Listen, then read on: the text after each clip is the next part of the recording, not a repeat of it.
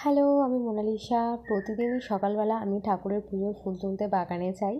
আজকেরও বাগানে গেছি পুজোর ফুল তুলতে।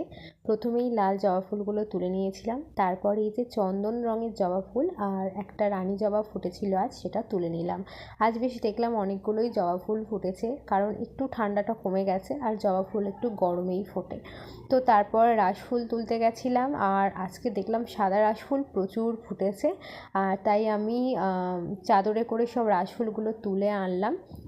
ভাবছিলাম আজকে রাশফুলগুলো দিয়ে একটা মালা গাঁথবো, কিন্তু ভাবলাম যে না, দেরি হয়ে যাবে, ঠাকুরের পুজো করতে হবে, সেজন্য আর মালা গাঁথলাম না।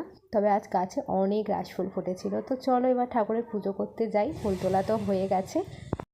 আরে এই যে এখানে এখন একটা ফুল গাছে ফুটেছিল, এটা তো প্রথমে চোখেই পড়েনি। দাঁড়াও, এই জবা ফুলটাকেও তুলে নিই।